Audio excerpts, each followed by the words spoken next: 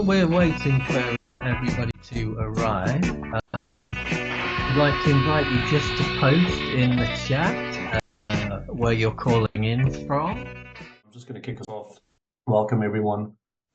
We're very glad to host this conversation today, to have your input. Very briefly, the Globally Responsible Leadership Initiative. It's a foundation for public benefit in Belgium, legally. But in its essence, it's a collaborative inquiry. It's a question, really. We ask, what is global responsibility? By extension, how might we develop it? And the partners and associates of the GRLI have been holding that question in an action-oriented way for the last couple of decades. And as a result of working with that, been developing new ideas and initiatives to advance the development of global responsibility. I'm going to hand over to Chris. So a really warm welcome to everyone. Thank you for taking the time to join us. So just to outline the format for the session. So we'll be together for about 90 minutes. And the session is broadly in three chunks. The first part will ask Carl to start the conversation around the book that he's just published on this topic. And he and I will have a dialogue about that. But then Lana will take us into some breakout rooms, and you'll have about 25 minutes in a breakout room with maybe 4 or 5 other people. Hear what other people have to say on the topic, exchange views, deepen the dialogue.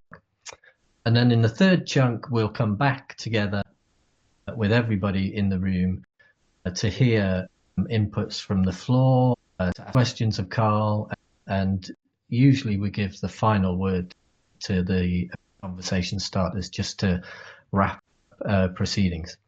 Carl, so you've just published this book, Filthy Rich. Perhaps you could just give us a kind of a précis of the book and what you found in your research. Thanks so much for that, and great to see everyone here from so many different parts of the world. There is an important, albeit recent, tradition in Australia to do an acknowledgement of country, an acknowledgement of colonial history. I live and work on Gadigal land, and this is a land that was never ceded and a treaty never entered into. So I'll pay my respects to the ancestors of the Gadigal people and their elders and acknowledge their ongoing status as the first people of this land. I'd also like to thank John for organizing this event and for his leadership of GRLI more generally, very important work, and to Chris, Lana, and Daria. So my book, Thinking Rich, which was just published in January. I finished writing it in the middle of last year. I think when I finished writing that, back in probably the last edit would have been June or July, I had no idea what was going to happen after that in terms of billionaire power, particularly if you look at in the United States with the election of Donald Trump, and then the kind of shenanigans of Elon Musk, as well as many other billionaires who, if only a few years ago, business owners and billionaires were being accused of being woke. That superficial commitment to progressiveness seems to be rapidly shedding. The super wealthy, as they align themselves with what political power is in place that serves their own interests. But it's not limited to the US, because it's not so much about billionaires. Obsessing about individual billionaires is, I think, not the problem. I think the issue is to think more about the system that allows them to exist. And this is a system of widespread and widening inequality. The wealth and number of billionaires is surging across the world. The most recent report from Oxfam shows that last year alone, billionaire wealth was up 15% on the previous year, on 2023. That billionaire wealth grew by $2 trillion. So the world is on track now within the next 10 years to have 5 trillionaires. Meanwhile, 44% of the world's population live under the poverty line as defined by the World Bank. And this inequality is gendered. 1 in 10 women in the world live in extreme poverty. And it's also colonial and geopolitical, with 77% of billionaires being in the global north. So we live in a world of gross economic justice that is getting worse. Meanwhile, however, billionaires are lauded. People think of them as heroes.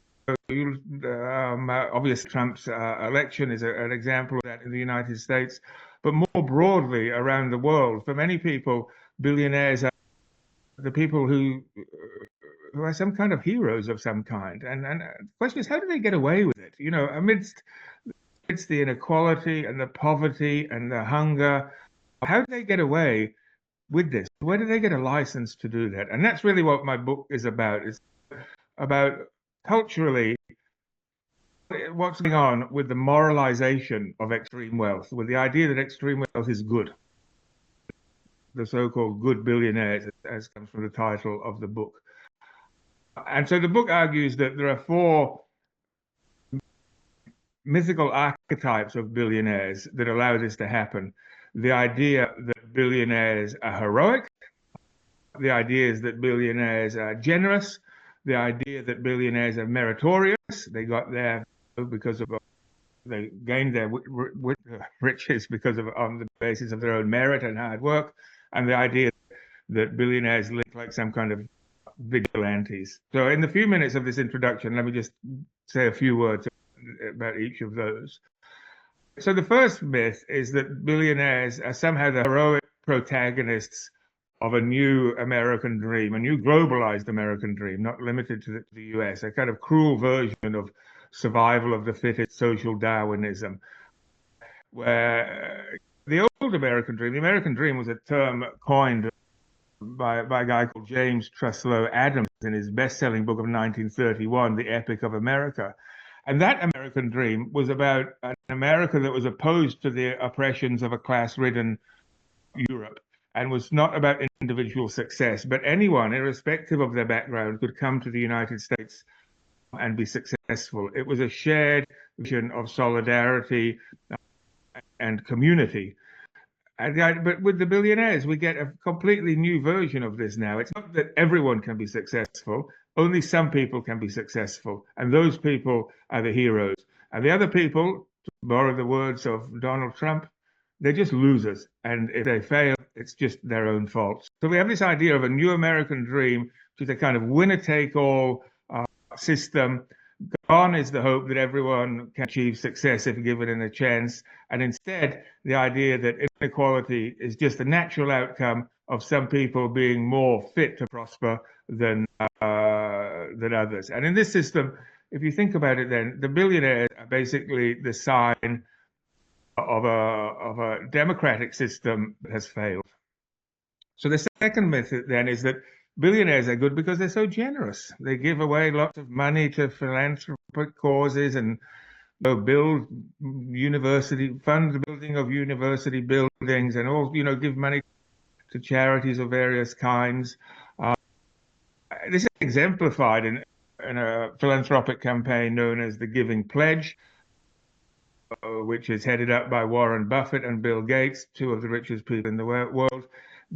They encourage billionaires to give up their fortunes. More than 200 people are involved. Of course, it's nothing legal commitment. They just make a note of general commitment. Mark Zuckerberg's on there, Barron Hilton, Michael Bloomberg, even Elon Musk. But the question is this really what we want? That billionaires are able to make personal and idiosyncratic decisions, while in many cases not paying a whole lot of tax, about what problems need to be solved and go about how to solve them? Or is this less about generosity and more about even further extending billionaire power beyond the realms of business into the realms of society itself, where there's no democracy, no public accountability, and really just an expansion of the rule of the rich mass? But if you look at the funding of the World Health Organization, the #1 funder was probably the United States. I'm sure Doge will fix that soon. The third biggest funder was the United Kingdom, and the second biggest funder was the Bill and Melinda Gates Foundation. I mean, should private individuals or have so much power over the direction of world health? I suggest not. The third myth is the myth of the meritorious billionaire. The idea that billionaires work hard and they deserve their wealth because of it. But of course, in reality, the billionaire wealth comes generally from inheritance, from monopoly power, or from cronyism of one kind or other. Nevertheless, billionaires go to great lengths to let us know that they are self-made men. I use the word men deliberately because most of them are. The inequality very much gendered. And then the final one I explore is the idea of the vigilante billionaire, perhaps personified at the moment more than ever in the figure of Elon Musk, who when he bought Twitter, he wasn't making a business investment. He was a free speech absolutist who was saving democracy, riding roughshod over American government as head of Doge, pretending that mass layoffs of people and ruining their lives is the same thing as efficiency, interfering in UK politics and German politics in support of the far right. It's an element of what political historian Gilles Lepore calls muckism, where billionaires are the new lords, the new feudal lords, taking us back to a pre-democratic time, and the rest of us are peasants, yet strangely positioning themselves as heroes who are above the law, like vigilantes who are going to solve all of our problems. It's really a false conviction. The book then goes into some of the things that might be done to address this. I won't talk about that now. It might come up in the discussion. But that's really a very quick version of what I see as the four myths of the billionaire and the cultural reasons why which contribute to these systems of inequality are perpetuating. Thank you. Thank you. That's a great summary. So I just want to, I guess, play devil's advocate for a moment. If the critique is more than just sour grapes, why do we care that there are more billionaires than ever? I think the reason to care is that it's the billionaires, as I said, individually, perhaps not that important, but they represent a system of inequality. So the fact that there are more billionaires than ever, effectively, if you think of the distribution of wealth, it's increasingly skewed towards the rich. It also means that it's increasingly skewed against everybody else. So it's certainly not sour grapes. And in many cases, you hear this. I mean, it goes back to Thatcher. This notion of the politics of envy is what some people call it. That people like me are just whinging because really, I want to be a billionaire. I assure you, everyone, I do not want to be a billionaire at all. But this politics of envy it's an awful kind of view. The view that standing up for justice, standing up for equality, a belief in solidarity, a belief in the possibility of shared prosperity is somehow reduced to some personal envy. I mean, that's a all way to see the world, and a real kind of retreat into selfish individualism, and the assumption that it's that kind of individualism that drives people politically. And I think that's false, even though those kind of views have been perpetuated socially through the kind of era quite well. I still retain hope, and hope's the ultimate thing here we need to retain hope that we can still have a shared vision that doesn't necessarily imagine that there's a limited set of resources and everyone needs to scramble violently to get the biggest share for themselves. But in the billionaire world, that is the world, and that's the one that I'm trying to contest in this book. I was reminded of a passage in the Tao Te Ching, 2,000 years old Chinese text. The passage says, "The palace is full of splendor, the fields are full of weeds, and the granaries are empty. People who wear ornaments and fancy clothes carrying sharp swords, drinking a lot, eating a lot, having a lot of things, a lot of money.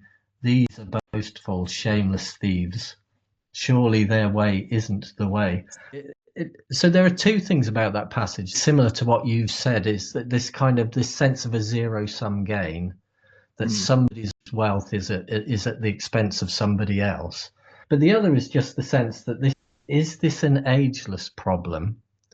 Or is there something particular about what's happening now that you see as different from inequalities that may have been present throughout human history? Yeah, I mean, I think there's certainly some continuity, and issues of inequality have always existed to some extent.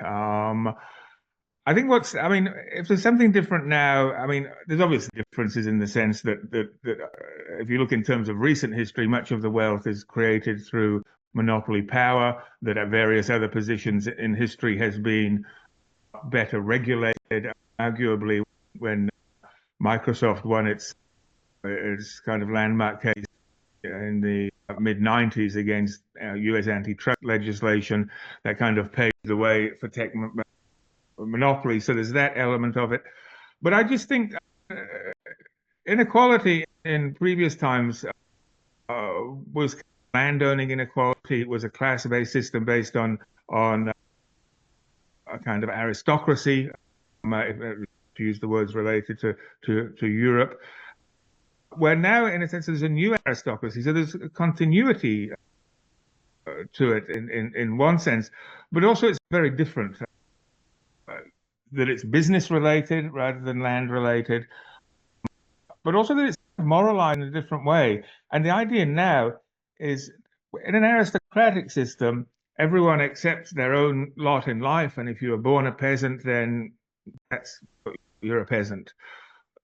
This system promises people that everyone can be anyone can be a billionaire, anyone can be there, and that billionaires are, in a sense, just like you and me, except they're the successful ones and we are not.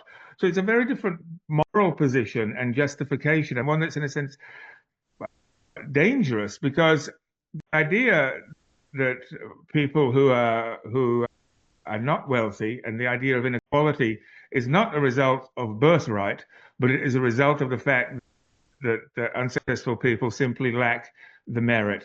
And that's obviously completely bogus. So there are both continuities and there are differences. And I think the other thing too is, in previous times in history, there's probably been a greater resistance to this inequality than what we're seeing today. Even Adam Smith, who's often rolled out as a defender of free market globalization, talked of the evil maxim. And the evil maxim is that business people go around trying to exploit whoever they can to maximize their own benefit and see that as their purpose. So even there, the wealth of nations was a wealth of increased prosperity for everybody, not for the few. So even going back, I'm not defending Adam Smith, but the contemporary version has just become less about the wealth of nations and more about what Ayn Rand called the virtue of selfishness.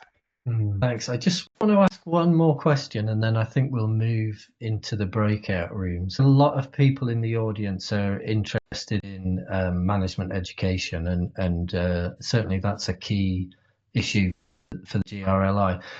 And so I'm referring to an article that you wrote about the Good Business School, co-authored actually. So we should credit your co-author, Alison Pullen. It's a quite strongly worded piece suggesting that kind of business schools have become almost colonized by neoliberal approaches and neoliberal ideology. And I'm just going to quote, they're destroying the traditional idea of the university and directed by ruthless managerialists and representatives of Western masculine imperialism, and have reduced intellectual work to ranking-based competition. Do you see a link between that trend of kind of neoliberal ideology within business schools and the rise of billionaires? Or do you see any way in which business schools could be part of the kind of redressing of some of the imbalances? So do you have a thought to take us? Is really talking about the trend in business schools. And of course, the growth of business schools from the 1980s onwards was very much hand in hand with the growth of neoliberalism and the kind of prize of businesses and trade and globalization as the solution to everything. And particularly if you look at the elite business school system, it is about creating millionaire or billionaire factories. So I think business schools, and I am the dean of one, by the way, so I'm not off the hook either, were very much part of this system, which was about prizing wealth above everything else, and seeing profit not as exploitation, but as excess profit, that is, but as a sign of good work by good managers. So there is a lot of responsibility business schools need to take. I do think business schools can be, and in many cases are being, part of the solution. If you look around the world, the existence of GRLI is a good example of that. The take-up of the principles of responsible management education is an example of that. So business schools, in terms of how they're managed, but perhaps more importantly, we often think of business schools in terms of their portrayal by the people who lead them, people like me. But I think it's much more important to look at the work that academics in business schools do, and look at the work that the research they do, the public engagement they're involved in, political activism in some cases, what they teach. And if you look on the ground at what academics do, there's a great, wonderful groundswell of work. And climate have become mainstays of business school research and teaching, which they weren't before. Diversity and inequality have, although not so much in the US at the moment, where that's massively being defunded. I was there recently, and it's a terrible situation. But that won't stop the exercise of academic freedom in the name of justice. And that might not be the dominant activity of business school academics, but certainly the activity of many of them. So it's important to look at the ground as to what individuals are doing. And in that respect, I think there is actually a lot of hope, despite the general historical trend of business schools has been a combination of creating kind of millionaire factories or just shoveling white-collar workers into the corporate world, depending on the different schools. So no, I think I see a lot of hope, despite that fairly explicit comment. And that hope is also, if you read the article, that's where we get to, is the idea that there is very much hope, and politically hope is important as a political position, because without that we give up, and then we can be certain that nothing at all will improve. Thank you. Okay, I think that's been I found that a really engaging introduction to the topic, and raised some very thought-provoking issues for me. Lana, do you want to just give us kind of a couple of minutes then to transition us into the breakout groups? Maybe we can surface just one question before we go into breakout while Daria is still working on the breakout rooms. In the spirit of histrionic quotes, I will say that a few months ago, I was at a conference in Chicago where Angela Davis was speaking. And her thesis was that autocracy is required in failing empires, because as resources become more scarce and the colonization and objectification of people of color and other kinds of sources of wealth generation, coupled with climate crisis, means that there's a feeling that there's not much left and not much time. And so the autocrats are aggregating resources, and they use autocracy because they want to control the populace. So I don't know what you think about that comment, Carl. There is a general feeling that this enterprise that business schools in part have made is a failing enterprise in terms of the preservation of the planet and other kinds of things. And so this allows the sort of, I don't know, you can colonize another part of the world. Maybe you can colonize the moon. I don't know. But maybe this is the only way you can scrape the last resources off. So what do you think about Angela Davis, Carl? What I think about Angela Davis, I think she's great. And I also would entirely agree with what she said. Just to elaborate on that a little bit, if you think of the neoliberal era, if we think of it in terms of the United States, for example, and if we go back to the time of Reagan, where really that pivotal time in history where things radically changed, and the same with Margaret Thatcher in the UK. It was where we were promised trickle-down economics, and we had a massive reduction in taxes on rich people, something Trump's making even more of now, and deregulation, the opening up of the globe, the force of this onto less developed countries through the Washington Consensus. All of that system, which was promised us that there would be greater equality through the expansion of capitalism and free markets, what Margaret Thatcher called popular capitalism. And if that's not been the result, the promise has not been kept. And in a way, it's so obvious now that it's not being kept. Even when we had the global financial crisis 15 years ago, which if ever there was a crisis in the legitimacy of capitalism, that should have been it. But instead, it just came back stronger and produced more and more inequality. The end of the middle class, which was really only a thing for white people, but in the United States, for example.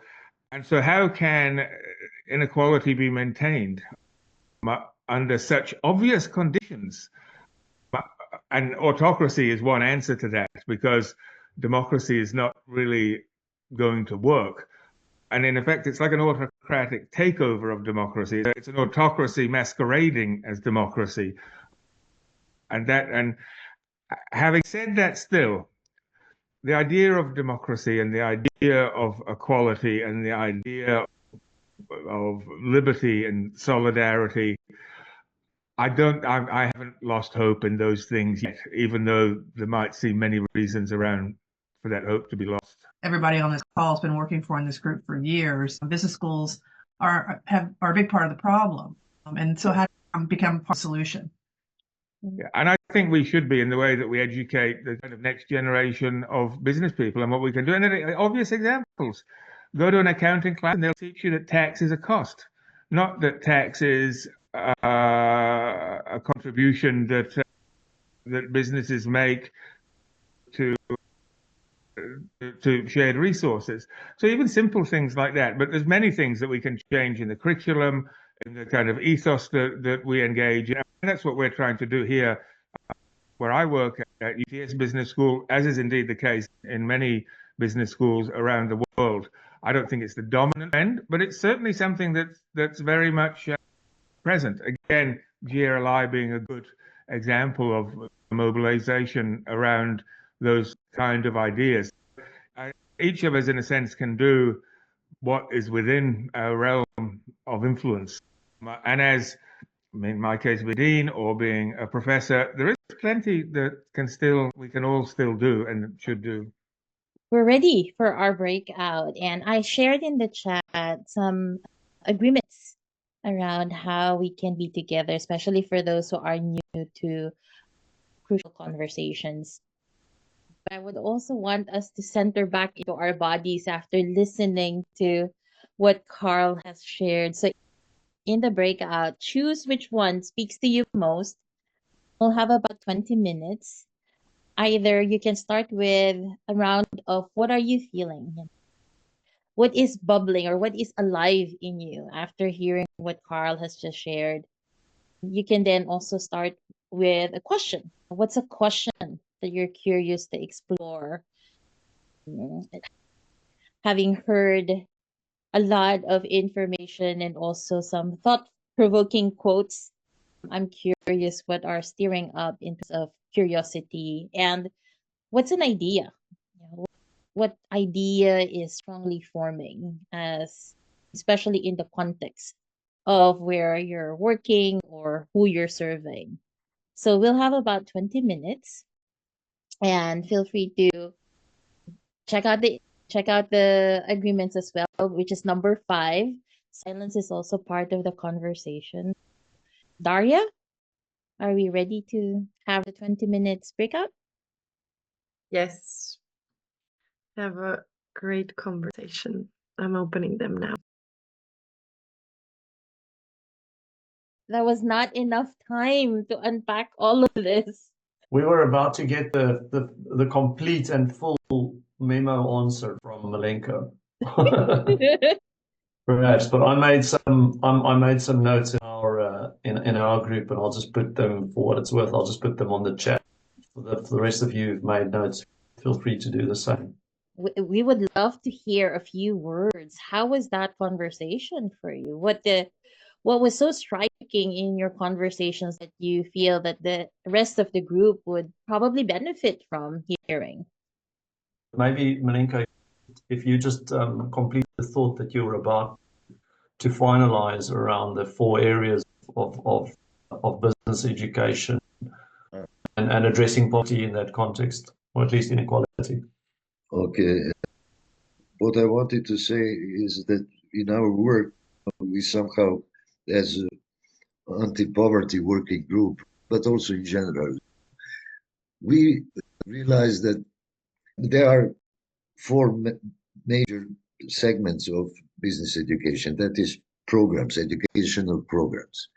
And the second one is processes. The third one is the actors involved, either faculty or students.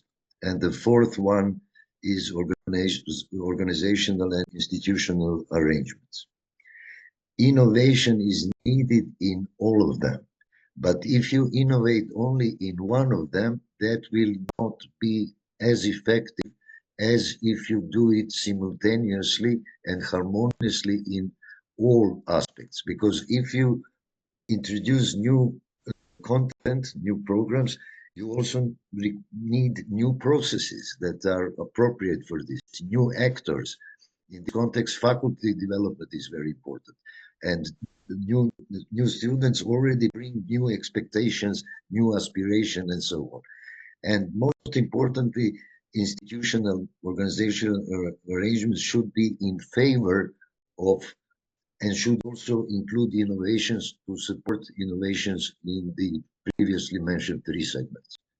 So I would plea for simultaneous and harmonic innovation, but complex, not only in one field. Thank you. Thank you. Any other voice that I would like to share? Could I build on Malenko's comment? Yes, Stuart. Yes. Hi, Malenko. Hi, Good to see you. yeah, the same. Our discussions took us, I think we also discussed the idea that the proliferation of billionaires is one part of a symptom of a larger problem, obviously. Carol made that point. But in the business school world, I think that it is business schools that have constructed the mythology of shareholder primacy, right? That is the dominant paradigm, certainly for the last 40 years, starting in the 80s. That's been the case. And now our attempts to grapple with that have been largely, some of you know Sanjay Sharma, who's the dean at the University of Vermont.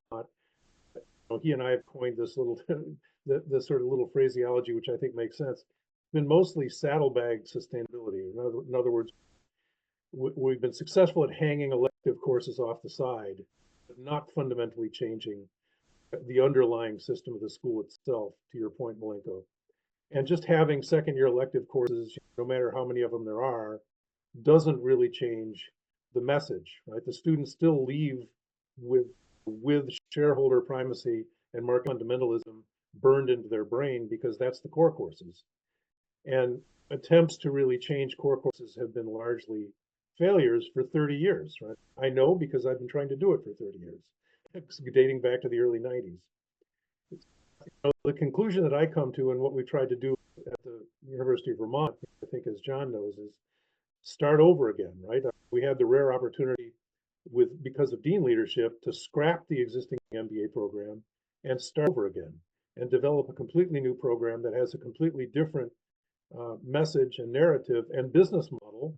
And then also, Milenko, to your point, then to have to adjust the reward system within the school as well, because if it just continues as publishing scholarly journal articles, top impact journals, then we're doomed, right? I mean, that intellectually that's stunting, and it becomes necessary to really change the ways of the whole school, because the business model of the typical business school is premised on placing people into high-paying jobs, charging them a lot of money so that they have debt they have to pay off, so they have to take high-paying jobs, and then paying faculty exorbitant amounts of money so they can write journal articles that nobody reads.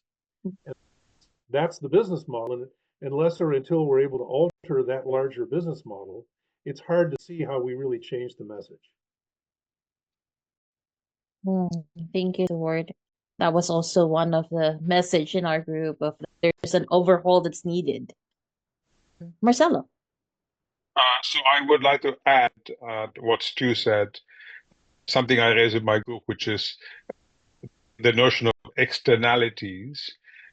And I think that, of course, capitalism and entrepreneurship 30, 40, 50 years ago created a lot of prosperity in the world because the conditions were different. And now in the last 10, 20 years, with obviously the planetary boundaries, climate, biodiversity, plastics, pollution, all the planetary boundaries and beyond, the social boundaries, we have reached certain limits. And some studies show that actually many large companies' profits will actually be decreased to zero if you account for externalities. So I think that is a kind of systemic challenge, a systemic, we have to resolve the systemic issue. And some people, good friend Emmanuel Faber from the IISB is trying to rewrite the rules of accounting to account for externalities. So I think that's a very fundamental issue. I'd like to add that. And actually, the one final thing, which is a bit what I'm doing now, I co-founded the B Corp movement in Europe now, B for Good Leaders, is only lately leadership has come into the curriculum of business schools. And actually, everything starts, as the Dalai Lama says, everything starts with human intentions. What is our intention is part of leadership, and that, I think, needs to be reinforced even further in business schools. Thank you. I'd like to add just something to that. That's really true about externalities.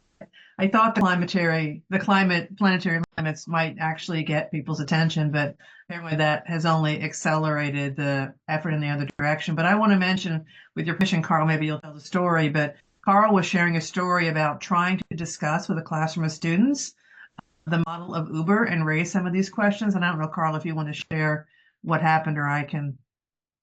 Go ahead, Mary. What he said was he was just doing a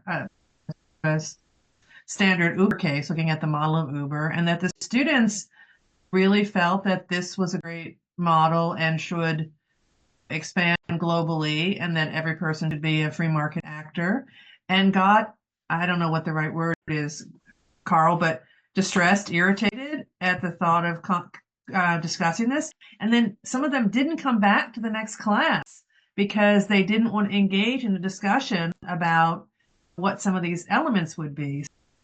That really, for me, just heightened the challenge of, if you can't have a conversation about some of these things because they're threatening for whatever reason, where are the entry points for us in the curriculum? And how do we, I think, following the demise of DEI in the US, it has to be that these things, as Stu said, become the core curriculum, and maybe not so obviously, but they have to be at the core, because I don't think there's any other way to make any progress.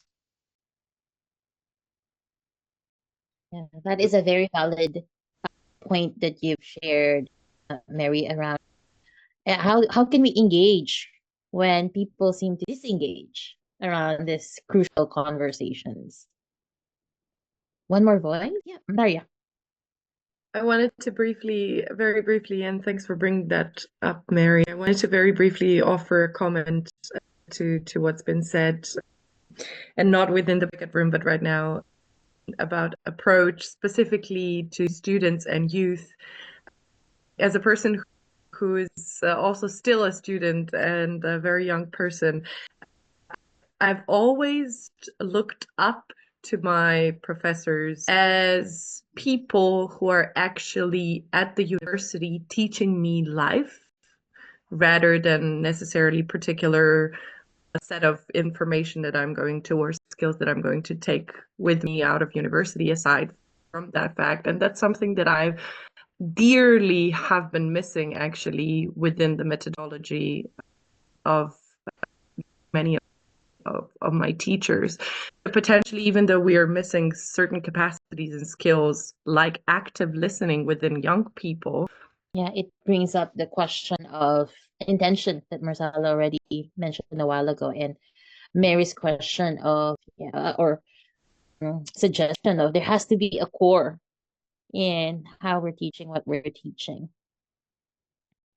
Anyone who would like to share before I'll pass it on to Carl for a few last words? Maybe I can, if you allow me something to add based on what was said by Stuart, Marcelo, and Daria.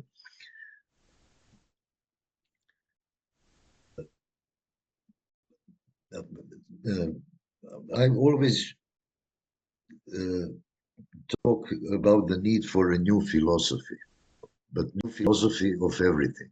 New philosophy of business, new philosophy of management, new philosophy of management education, and you can extend it to what was just said, a new philosophy of life in general. And I use 5 branches of philosophy to somehow illustrate what is going on. The 5 branches of philosophy are logic, aesthetics, ethics, organization of state, and metaphysics. What we do in business, in economy, in schools, in personal life, it's mainly on logics, because these are numbers, quantitative, and so on. We do a lot on organization, system, structures, and so on. Very little on aesthetics, ethics, and almost nothing about metaphysics, but not metaphysics from religious point of view. Metaphysics as disciplines, as the discipline that asks the question why, what is the purpose? And a few years ago, we had a conference, RMER conference in China. Stuart Hart was one of the keynote speakers, and we talked about this, and I asked him how to proceed. And he said, yeah, maybe we should first address the question, not only what is the purpose of business, but what is the purpose of the economy at all, you know. And as for the students, I also asked them about the purpose of life. And as many students as you have in the room, you will have the same number of definitions or thoughts what the purpose of life should be or is in their view. And then I tell them, they ask me, I said, I don't have my definition, but I have one definition that I like so much. I don't know who made it, but he or she said, the purpose of life is to have life with purpose. So we are back to the purpose, or as you formulated, back to the intention. And so I think this is the number one question that we should ask, not only in management education, but in every aspect of social life. Yeah.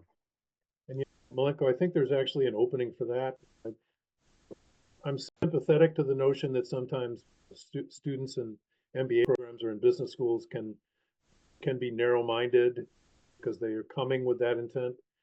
I think there's also the opposite trend is also in evidence. And what I mean by that is there's a thirst for this broader discussion that just doesn't happen.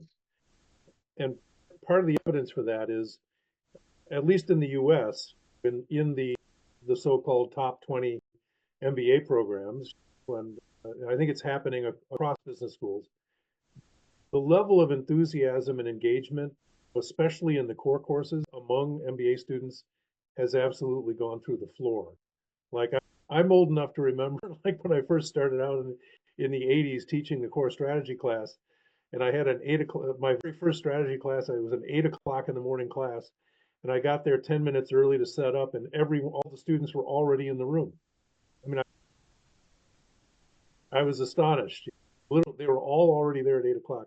Versus now, where in a core class, you're lucky if you have half of the students in a given class meeting. There's that level of disengagement with what goes on. Now, part of it is because they don't find the content, but most of it's still just like old hat stuff, that's just been rehashed. Because basically the core is still teaching 80s style shareholder primacy driven stuff, even though they might have newer readings. But it's partly that, but it's also partly the fact that the content isn't compelling enough. They don't feel like they're going to learn enough that they shouldn't just spend their time looking for a job. So they spend most of their time just on career stuff and they skip class. That's a pretty sad statement of where we are now, but I think that is where we are now. Thank you for that, Stuart.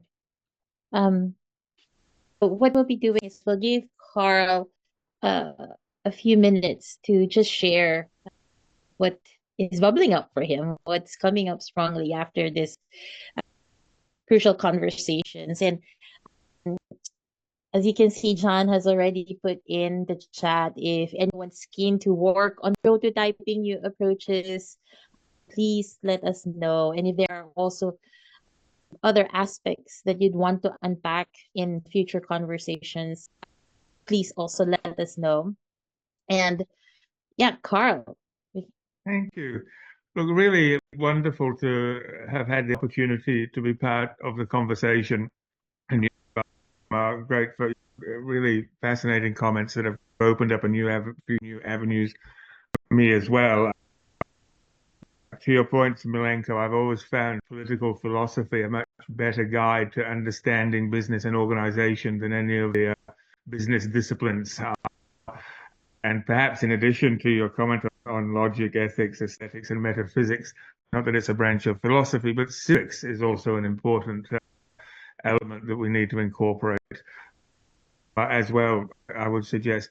But I think we're doing this in the context, of course, of increased political polarization. And much, I think, of what we do more curriculum-wise is related to that. You might recall, it's been publicized recently, back in 2021 in the US, J.D. Vance did this speech, "Professors are enemy," thinking that universities are hostile institutions filled with left elites. Guy's never been in a business school, right? But anyway, filled with left elites, and the universities are transmitting all this kind of falsehoods. Bearing in mind that he borrowed this phrase, universities are the enemy, from Richard Nixon, who used the same term in private correspondence back in 1972. And again, Nixon was complaining about leftist and anti-Republican sentiment amongst the US professoriate, although you see this around the world, certainly here in Australia as well.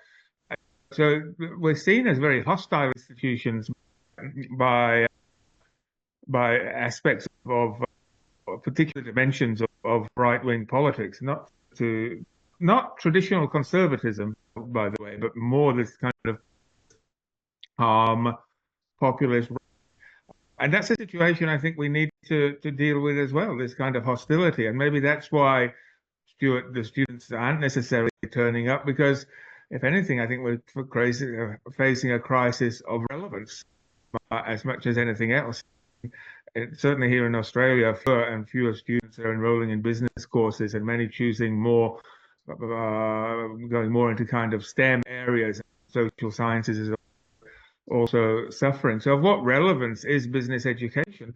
But the role of business in society is a key part of that relevance, I think, that really needs to be focused on, as a number of you have suggested in the comments that I've heard. Because the alternative is that you enter into what happened in Hungary when Viktor Orban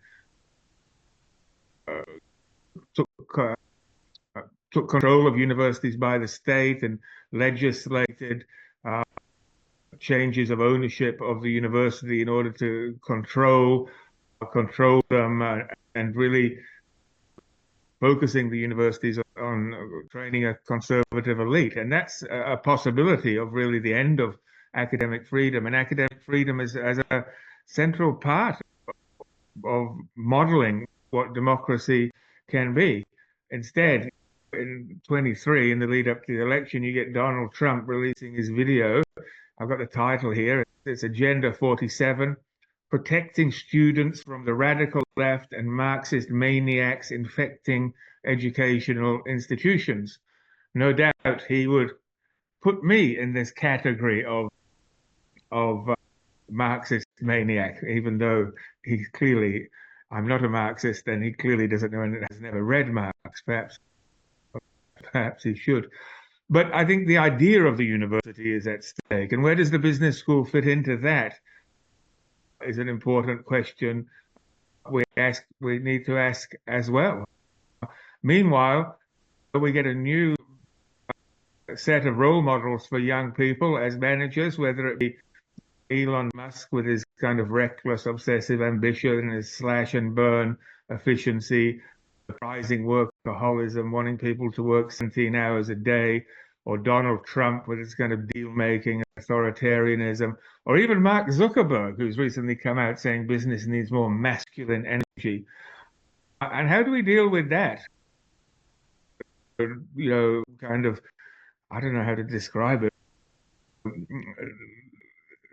It's a kind of masculinity from all of these people that's damaging to society, and particularly difficult for young men who are kind of bombarded by various social media figures I won't name, preaching a very narrow-minded masculinity and not providing a broader possibility of what it means to be a man. These are all the issues. These are the issues I think we face, and these are the issues I think we need to address head on, and to create those dialogues in the classroom and the seminar room, and even in the faculty meeting rooms, to be part of the situation, and not, to your point, Stuart, to be teaching repackaged nonsense from the 1980s. Yep. Thank you very much, Carl. And we would just like to invite everyone to just check in with yourself of what action point or question are you keen to explore as a chat checkout. So in the chat, what action point or question are you keen to explore? It seems like hope can be another topic for a crucial. Without hope, we have nothing.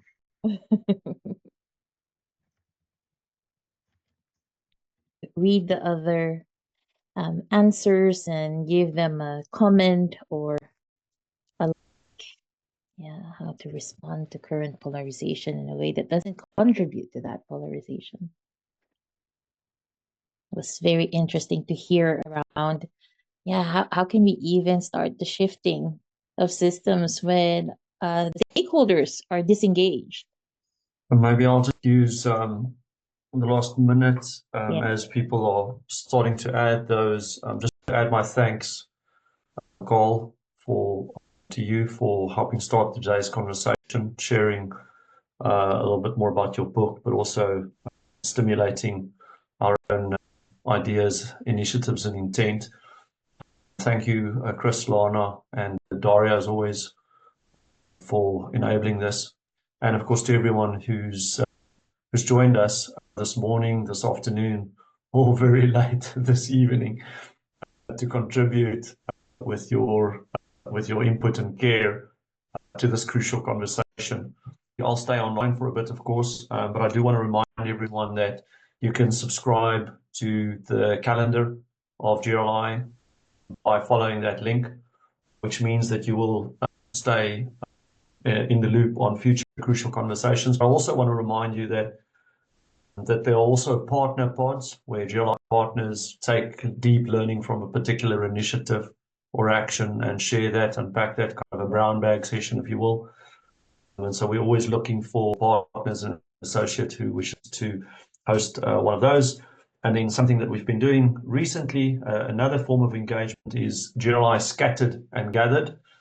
We had a good example of that last week in Lisbon, and the week before in Las Vegas, where a number of GRI partners or associates that are taking part in a particular platform or event act as kind of conveners to leverage larger organizations, networks, and conferences to act in solidarity. So with that, from my side, thank you very much, everyone, for joining, and we look forward to seeing you again soon. Thank you, John. Thanks, John. Everyone. Thanks, everyone. Thank you, everyone. See you all. Thanks for joining. Thank you. Thank you.